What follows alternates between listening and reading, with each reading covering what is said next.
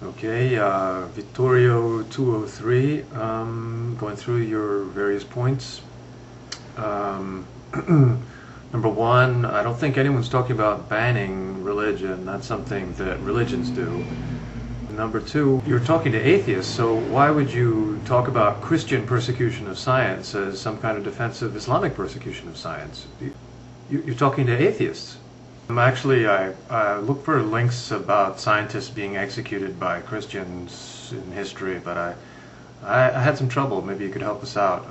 If you're talking about you mentioned the Pope apologizing. I think that was for, yes, the persecution of Galileo, but he didn't actually, I mean, he did recant, but he didn't actually suffer very much. And I'm not, as far as people being beheaded, scientists being beheaded, I mean, they barely had a definition of science when that was going on. So, I don't know. Okay, next point. I think I heard you say that there was a demonization of Islam, a demonization campaign carried out by the media as a result of 9/11.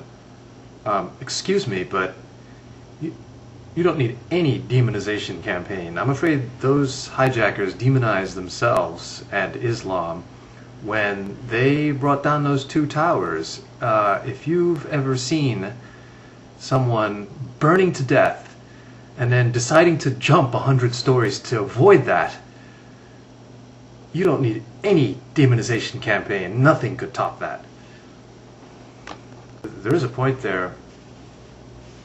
The one good thing to come out of 9/11, if that can ever be said, is that everybody is questioning religion in a way they never did before. And Christianity is no better than Islam in producing these fantasies for people to go to their deaths for.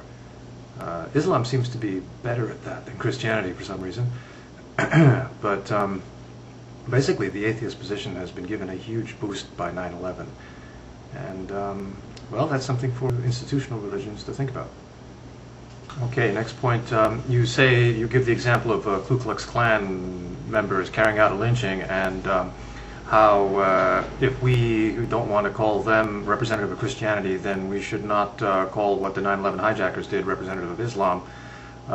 There's a problem with that comparison, which is that Christianity, the teachings of Christ, do not include express calls to kill people who don't agree with Christianity. If you compare the New Testament to the Quran, I think you'll find that the explicit calls for violence by believers against disbelievers is present in the Quran and absent in the Bible. So you really can't ever say that these Ku Klux Klan members had a good reason to think that they were being good Christians when they carried out lynchings.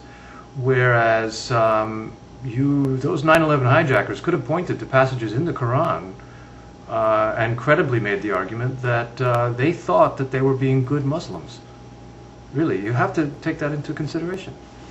Kill unbelievers wherever you find them.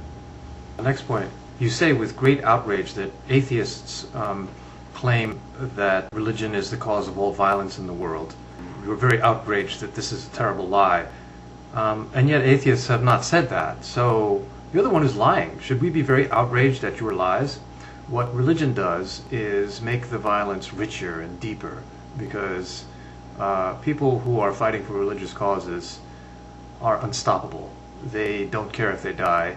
They are supremely motivated. This is what makes religious wars so much worse than wars for other reasons, practical reasons that can be overcome by new facts on the ground.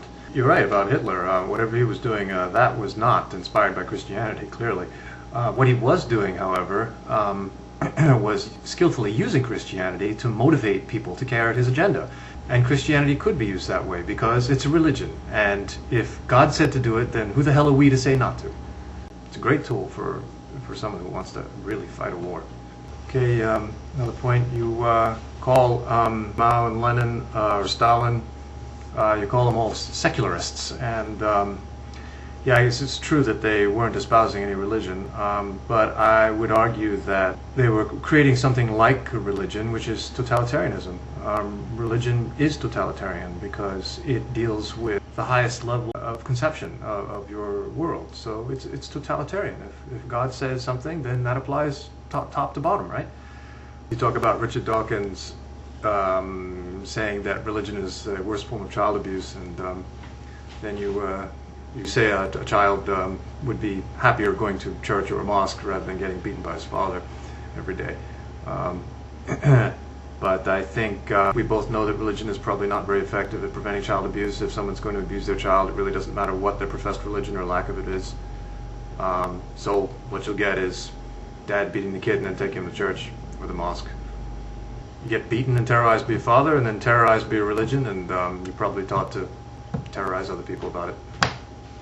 By the way, I'm not an atheist. I believe in God. Or it's not that I believe in God, I just can't describe this world in a better way than to use the word God. But as far as, God being angry or wanting this or that, or heaven and hell, or all that stuff, why would I believe that? Why would anyone?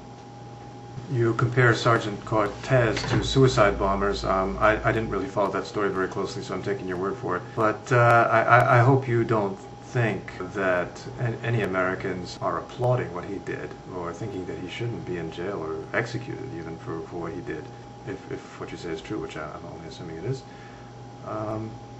Whereas for those suicide bombers, you get big crowds of Muslims saying, yeah, all right, that's a good thing. You say the world is full of sick and twisted individuals. On that, I do have an important question. I want you to think about Muhammad, and I want your opinion on him as a person, on his psychological state of mind. Everything I read about him, and please don't say it's slanted, there's history that supports this, it's in the hadith, suggests that he was quite violent, and with some mental issues. So I think we all need your assurance that, if you can give it, that Muhammad is not one of these sick and twisted individuals that the world is full of, and didn't get lucky and managed to found a religion that 1 billion people are following, only to discover that it's some kind of sick, twisted dream. Can you provide some assurance in that area, please? In Iraq, you call these people freedom fighters, and I certainly recognize the downsides of the war in Iraq for everybody.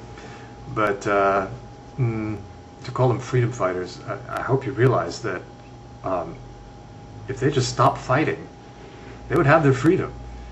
There's nothing that America wants more right now than to get the hell out of there.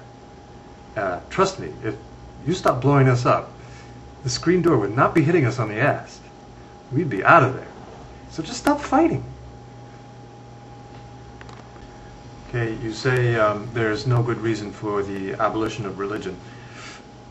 Yeah, well, to take my own loose definition of religion, I call myself religious.